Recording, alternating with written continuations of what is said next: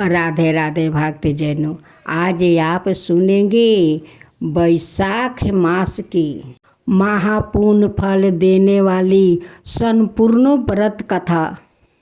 बैसाख मास में ये सारे कथा सुनी जाती है। राधे राधे भक्तजनों, आज आप सुनेंगे माँ तुलसी की चमत्कारी कथा। एक गांव था, उस गांव में एक परिवार रहा करता था। उस परिवार में 3 बहू और 3 बेटे, सास ससुर सभी एक साथ रहा करते थे। एक दिन ऐसा हुआ कि बड़े बेटा और माझिल बेटा दोनों बहुत कमाते थे, लेकिन छोटे बेटा को उतना काम नहीं था, इसलिए वो गरीब था। दोनों बहू छोड़कर अपना देवरानी को वो बाहर चली जाती है।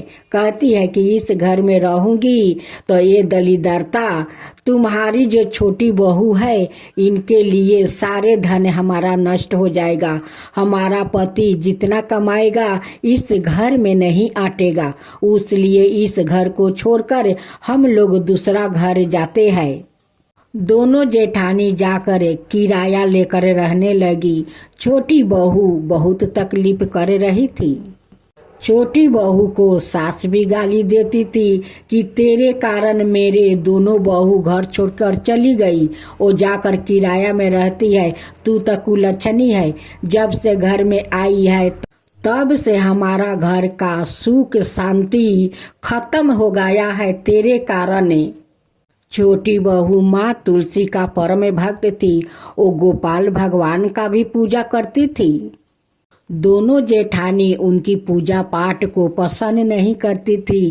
कहती है कि ये खाली पूजा पाठ करती है, पूजा पाठ, गरीबी तो खत्म होता नहीं है, तुलसी तो घर में धन देती नहीं है। जब देवरानी तुलसी माता का पूजा करने जाती है तो जेठानी चूल का मुट्ठी धर कर टांगती है। कहती है कि कुलच्छनी, तू तुलसी के पास जाएगी नहीं, गोपाल के पास जाएगी नहीं, तू पूजा मत कर, तू कुलच्छनी है, तेरे कारण तो भगवान घर से चले गए हैं, लक्ष्मी भी चली गई है, और तुलसी का पूजा करने से क्या तुलसी तुझे घर में धन भर देगी? तू पूजा मत कर, घर से तू बाहर जा। देवरानी माँ तुलसी का मंदिर पकड़ लेती है, रोती है, कहती है कि माँ मुझे रक्षा कर, माँ मुझे रक्षा कर, गोपाल मुझे रक्षा करो। देखो आज मेरे जेठानी पूजा नहीं करने देती है, चूल का मुट्ठी पकड़ कर मुझे टांगती है, मारती है, मुझे रक्षा करो। छोटी बहू माँ तुलसी से विनती करती है कि माँ मुझे जितना जेठानी सताए, सास भी सताए, जितना भी मारे पीटे, लेकिन मैं जब तक जीवित रहूंगी तब तक आपका पूजा करूंगी, मैं पूजा नहीं छोड़ूंगी। एक दिन माँ तुलसी और गोपाल भगवान का दया आ गया उस छोटी बहू पर। माँ तुलसी एक दिन चमत्कार अपना दिखाने लगी। एक दिन जेठानी आती है और दीवार के पीछे खड़ा होकर देखती है कि तुलसी तो बहुत सारे हीरा मोती मोहरे उनकी मंदिर से आ रहा है। ये देख कर जेठानी का आंख फटे के फटे रह गया। ये चमत्कार को सास ससुर भी देखकर बहुत आश्चर्य में पड़ गया कि ये तो माँ तुलसी चमत्कार कर रही है, मेरी बहू तो वो लक्ष्मी है, वो लक्ष्मी के रूप है। आज उनकर सत्य पर माँ लक्ष्मी देखो कितना आ रही है, और माँ तुलसी ये सारे हीरा मोती मोहर सब बरसा रही है। अब तो जेठानी एक दिन छोटी बहू का घर आती है और कहती है कि देवरानी तू सत्य है रे, तू सत्य है, तू तो लक्ष्मी है, तू क्या करती है कि तेरे घर में इतना सारा धन आता है। उनकी ससुर कहते हैं कि मेरी छोटी बहू तो साक्षात लक्ष्मी है, वो माँ तुलसी है, वो सत्य है। आज उनकी सत्य पर माँ तुलसी इतना सारा हीरा मोती मोहर वो बरसा रही है, वो तो गोपाल भगवान का कृपा है। माँ तुलसी बिना तो गोपाल भगवान भी भोग नहीं लगाते हैं। उनकी तुलसी होते हैं तभी वो भोग लगाते हैं। तो देखो आज मेरी बहू भगवान को पूजा करती है, गोपाल जी का और माँ तुलसी का। आज दोनों मिलकर मेरे बहू के ऊपर बहुत कृपा किया है, बहुत कृपा किया है कि इतने सारे धन वो लोग देते हैं। बड़ी जेठानी घर जाकर अपना माजिल जेठानी से कहती है कि देखो हम लोग तो उस देवरानी को छोड़कर हम लोग आ गया, यहाँ किराया पर है। देखो आज देवरानी कितना महान है कि उनकी पूजा पाठ पर भगवान खुश है, माँ तुलसी खुश है। हम लोग उनके साथ ना जाने कितने हरकत किया है, कितना तकलीफ दिया है, कितना मारा पीटा है कि देखो आज हम लोग के पति को काम नहीं मिलता है, जो काम मिलता था वो भी छीन गया। आज हम लोग कितना तकलीफ में है। देवरानी देखो वो महारानी है, उनकी घर में कितना धन है, उनकी धन तो कभी खत्म नहीं होगा। इतना माँ तुलसी और गोपाल भगवान दिया है। दोनों जेठानी आती है और अपना देवरानी से माफ़ी मांगती है।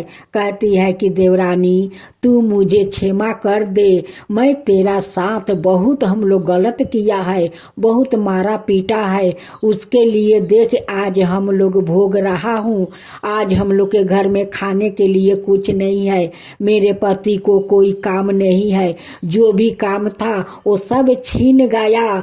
आज हम लोग का पाप के कारण हम लोग के आज भोगना पड़ता है, तू क्षमा कर दे। देवरानी तो बहुत सीधा साधा वो दयालु थी, अपना जेठानी को क्षमा कर देती है। कहती है कि कोई बात नहीं दीदी, आप लोग आइए, इस घर में हम लोग मिलजुल कर रहेंगे। अब दोनों जेठानी आ जाती है, अपना देवरानी के साथ मिलकर माँ तुलसी का बड़े श्रद्धा भक्ति से वो पूजा करती है। एक दिन माँ तुलसी सपना में वो जेठानी का दर्शन देती है और कहती है कि तू मेरे भक्त को बहुत तकलीफ दिया है, तुम दोनों मिलकर तुम जाओ, गंगा स्नान चल रहा है, तुम दोनों जाकर गंगा में डुबकी लगा कर आओ, तब मेरी पूजा करो, तभी न तुम दोनों को पाप से मुक्ति मिलेगा और तुम दोनों का पति को काम भी मिलेगा। सपने को देखकर दोनों जेठानी बहुत भयभीत हो जाती है।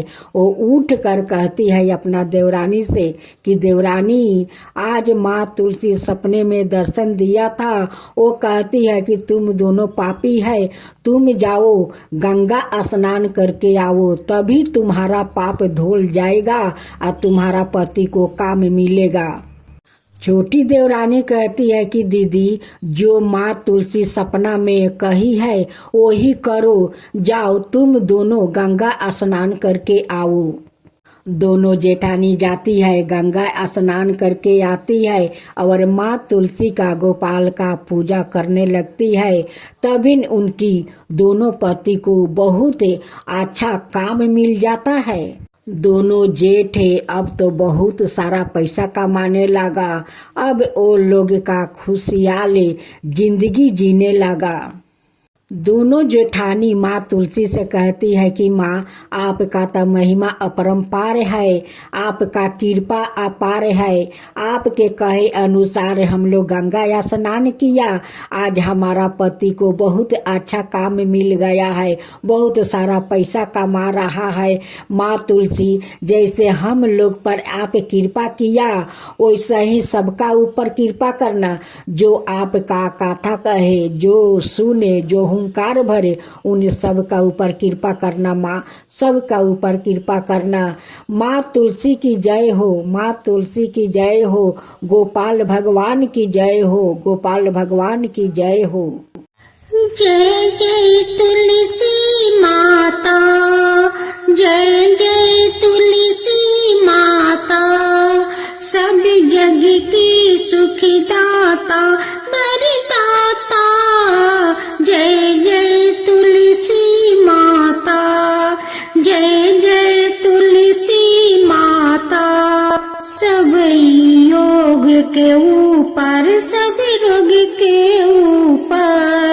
रुझ से राछा करके भाव तराता। जय तुलसी माता, रुझ से राछा करके भाव तराता। जय तुलसी माता। बाहु पुत्री है सायामा, सुरबली है गारामा। विष्णु प्रिया जो तुम के सेवे, सोनर तर जाता। जय जय जय तुलसी माता, जय जय जय तुलसी माता। हरि कैसे सभी राजते, त्रिभुवन से हो बनती थी। पतिति जनों की तारानी, तुम्हें हो भी खाता। जय जय तुलसी माता, जय जय तुलसी माता। लेकर जन्म बिजन में आई, दिव्य भवन में मानव लोगी तुम्हीं से सुख सनपति पाता। मानव लोग तुम्हीं से सुख सनपति पाता। जय जय तुलसी माता, जय जय तुलसी माता। आप सुनेंगे राम लक्ष्मण सीता माता की कहानी।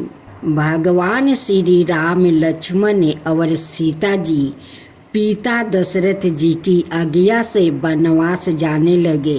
रास्ते में सभी तीर्थ गंगा, यमुना, गोमती नदियों में पितृ दर्पण कर वन में कंदमूल फल फूल खाते हुए वन में अपना समय व्यतीत करने लगे। कार्तिक का महीना आया। एकम का दिन लक्ष्मण जी ने राम जी की आज्ञा से फल फूल लाकर माँ सीता को दिया। तब माँ सीता ने 4 पतल परोसी। तब लक्ष्मण ने पूछा, भाभी माँ, हम 3 हैं, फिर 4 में क्यों परोसा? तब माँ सीता बोली, 1 पतल गौ माता की है। राम जी लक्ष्मण जी गौ माता को पतल परोस दिया। तब राम जी ने पूछा, सीता आपने खाना शुरू क्यों नहीं किया? तब सीता माँ बोली, मेरी तो राम कथा सुनने का नियम है। राम कथा सुनने के बाद ही मैं फल ग्रहण करूँगी। तब राम जी बोले, मुझे कथा सुना दो। लक्ष्मण जी बोले, मुझे सुना दो।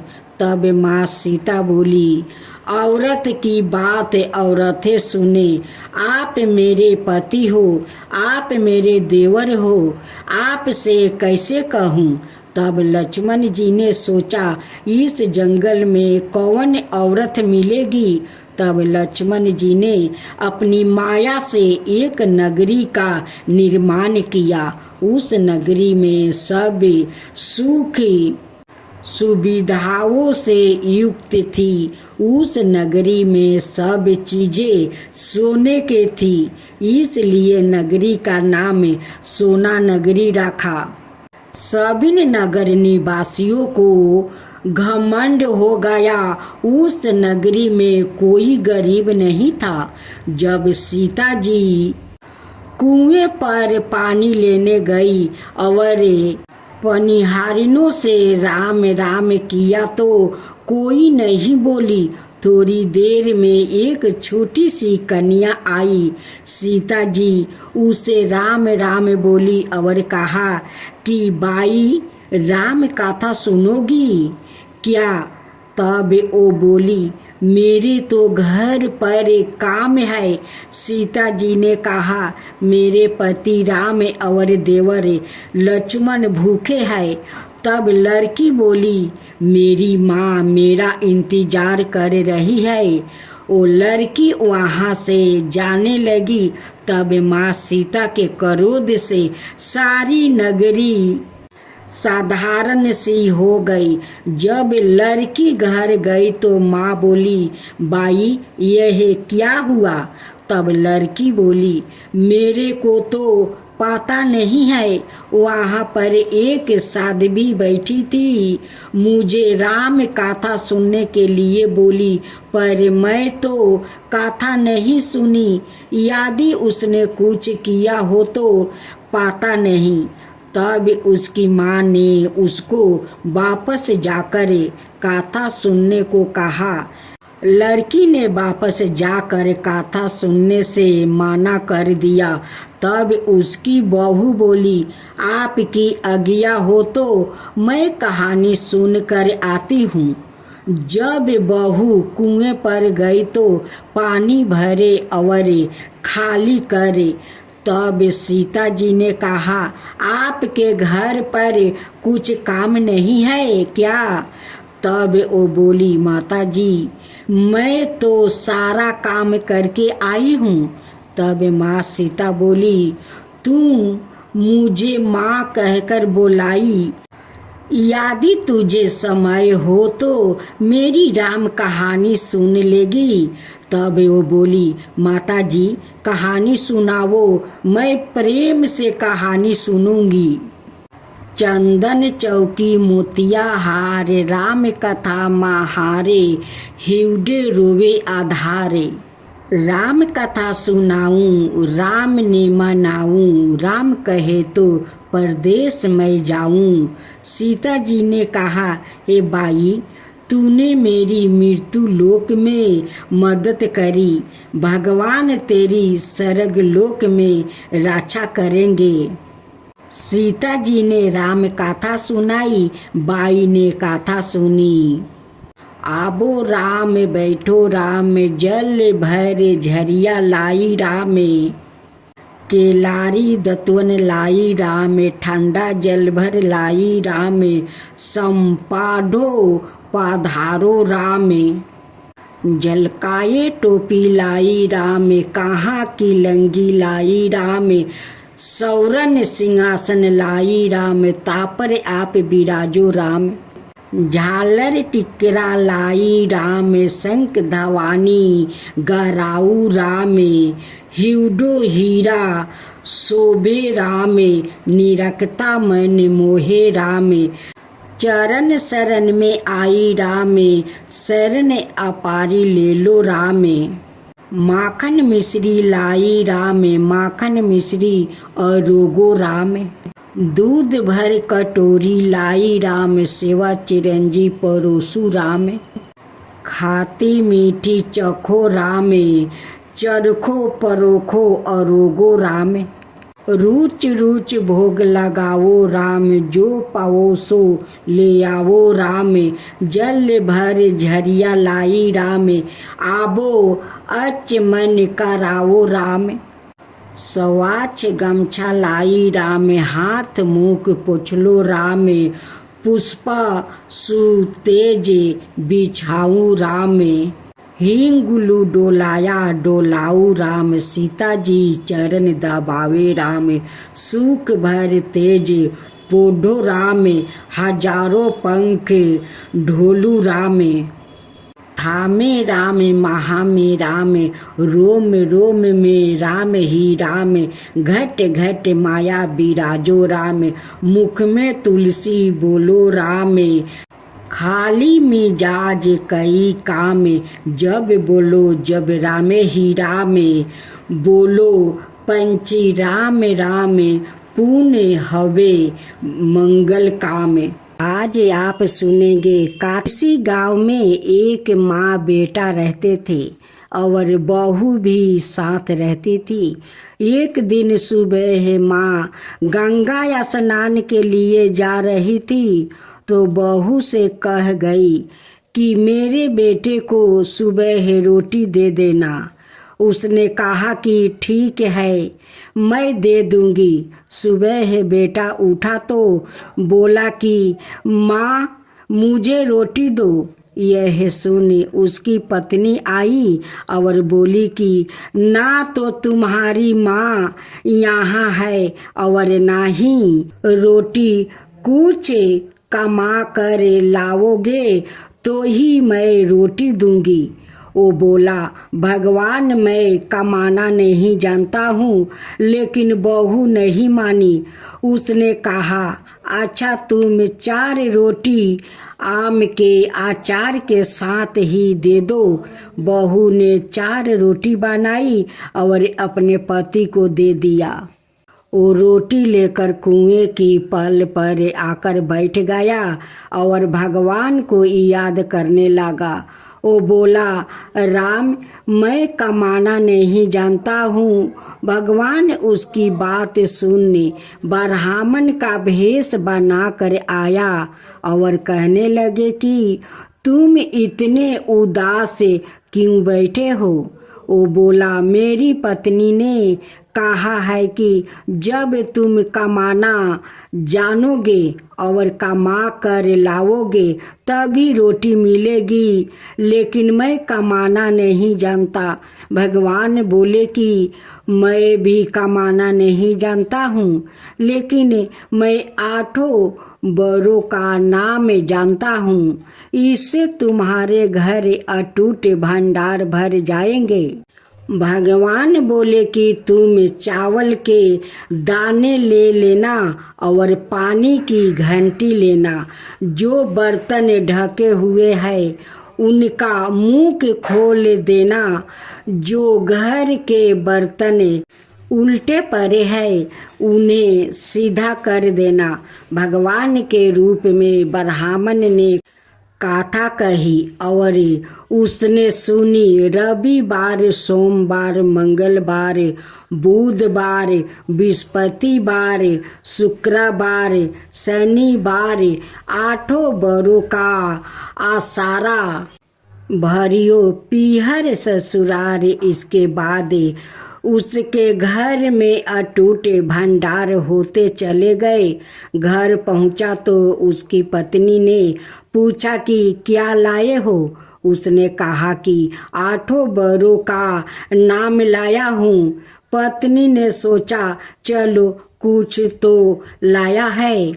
पति फिर बोला कि चावल के दाने और पानी की घंटी लाओ।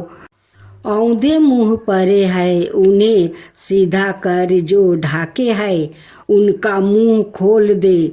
पति ने कही, पत्नी ने सुनी। रविवार, सोमवार, मंगलवार, बुधवार, बृहस्पतिवार, शुक्रवार, शनिवार 8 बरों का आसरा भरियो पीहर ससुरार और अटूट भंडार होते चले गए। अपनी पत्नी से अपने एक दिन कहा कि मैं बेटी से मिलने जा रहा हूँ। फटे से कपड़े पहने बेटी के यहाँ गया तो बच्चों बोले कि नाना आया है, नाना आया है। बेटी बोली कि नाना क्या आया है। 2 दिन की मुसीबत रोटियां तोड़ने आए हैं। बेचारा सोचने लगा कि गरीबी सब कहलावा देती है। मुख से पिता ने बेटी से कहा कि बेटी मेरी 8 बार की कहानी सुन ले। बेटी ने जवाब दिया कि पिताजी मेरा जूठा है, और पिता भूखे ही सो गया। अगले दिन बेटी को पिता पर तरस आता है तो कहती है कि पिताजी आप अपनी कहानी सुनाओ। पिता बोला कि चावल दाने ला, पानी की घंटी ला। जो औंधे मुख पड़े है उन्हें सीधा कर, जो ढके है उनका मुंह खोल दे। पिता ने कही, बेटी ने सुनी। रविवार, सोमवार, मंगलवार, बुधवार, बृहस्पतिवार, शुक्रवार, शनिवार 8 बरों का आसरा भरियो पीहर ससुरार और अटूट भंडार होते चले गए। बेटी टोकरे भर भर कर बांटने लगी। बेटी की पड़ोसिन ने जब कहा कि तुम तो कहती थी कि तुम्हारा बाप कुछ नहीं लाया है, तो यह इतना सामान जो तुम बांट रही हो यह कहाँ से आया है। बेटी ने जवाब दिया कि मेरे पिता तो खाली हाथ ही आए थे, यह तो 8 बरों की कहानी का फल है। पड़ोसिन बोली कि अपने पिता को कहो कि वो हमें भी 8 बर की कहानी सुना दे। पिता ने कहा कि आज तो मेरा मुंह जूठा हो गया है, लेकिन कल मैं कहानी सुना दूंगा। दूसरे दिन पिता ने बेटी की पड़ोसन को भी 8 बरों की कहानी सुनाई, जिससे उनके घर में भी अटूट भंडार भर गया। हे 8 बर को भगवान, मैं आपको प्रणाम करता हूँ। जैसे भगवान के भेष में ब्राह्मण की 8 बरों की कहानी से सबके भंडार भर गया, उसी तरह से कहानी कहने वाले और सुनने वालों को भी भंडार भर जाए। हे 8 बरों की भगवान, मैं आपको नमस्कार बारंबार करती हूँ। अब आप सुनेंगे कार्तिक माह में तुलसी की महिमा कथा। सुबह स्नान करने के पश्चात राधा कृष्णा का तुलसी, पीपल, आंवले आदि से पूजन करना चाहिए। सभी देवताओं की परिक्रमा करने का महात्म्य माना गया है। संध्या काल में भगवान विष्णु की पूजा और तुलसी की पूजा करें। कार्तिक मास में राधा कृष्णा, विष्णु भगवान और तुलसी पूजा का अत्यंत महात्म्य है। जो मनुष्य इस माह में इनकी पूजा करता है उसे पूर्ण फलों की प्राप्ति होती है। स्कंद पुराण में वर्णित है कि इस मास में जो व्यक्ति देवला नदी के किनारे तुलसी के समक्ष एवं शयन कक्ष में दीपक जलाता है उसे सबर सुख प्राप्ति होते हैं। इस मास में भगवान विष्णु एवं लक्ष्मी के निकट दीपक जलाने से अमिट फल प्राप्ति होते हैं। इस मास में की गई भगवान विष्णु और माँ लक्ष्मी की उपासना असीमित फलदायी होती है। तुलसी हमारी आस्था और श्रद्धा की प्रतीक है। अपरिमित औषधीय गुणों से युक्त भी बरस भर तुलसी में जल अर्पित करना और संध्या काल तुलसी के नीचे दीप जलाना अत्यंत श्रेष्ठ माना जाता है। कार्तिक मास में तुलसी के समीप दीपक जलाने से मनुष्य अनंत पुण्य का भागी बनता है। इस मास में तुलसी के समीप दीपक जलाने से व्यक्ति को साक्षात लक्ष्मी की कृपा प्राप्ति होती है, क्योंकि तुलसी में साक्षात लक्ष्मी का निवास माना गया है। तारा भोज और राजा की बेटी की कहानी। एक समय की बात है, एक राजा था, उसके एक बेटी थी। राजा हर साल कार्तिक माह का व्रत और स्नान आदि कर समय राजा की बेटी ने कहा, पिताजी इस बार हम तारा भोज का व्रत करेंगे। राजा बोला, ठीक है बेटी। राजा की बेटी ने पूरे श्रद्धा भाव से तारा भोज का व्रत किया। जब कार्तिक का महीना पूरा होने को आया तो उसने अपने पिता से कहा, पिताजी मैंने तारा भोजन किया है, इसलिए अब मैं 9 लाख चांदी का तारों का दान करूंगी। राजा ने कहा, ठीक है बेटी।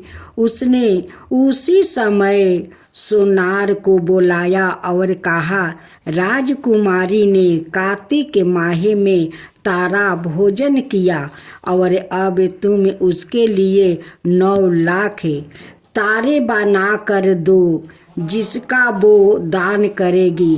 सोनार ने राजा को हाँ कर दिया, लेकिन घर आकर वो सोच में पड़ गया।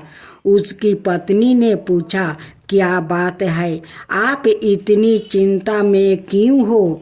तब वो सोनार बोला, राजा ने मुझे 9 लाख तारे बनाने को कहा है। इतनी जल्दी में तारे बनाकर कैसे दूंगा, और मुझे तो तारे बनाने भी नहीं आता है।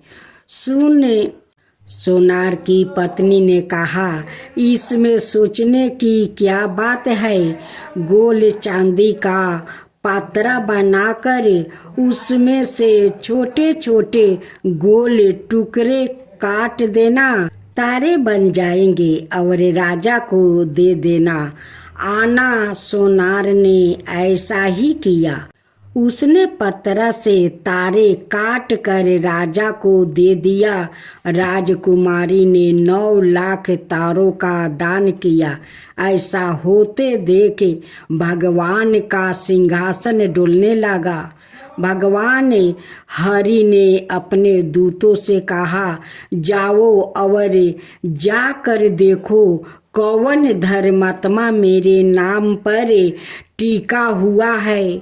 दूतों ने पृथ्वी पर आकर देखा तो राजकुमारी चांदी के तारे दान कर रही थी। यह देखकर वो ठाकुर जी को जाकर बोले, प्रभु, राजा की लड़की नियम धर्म से तारा भोजन कर रही है।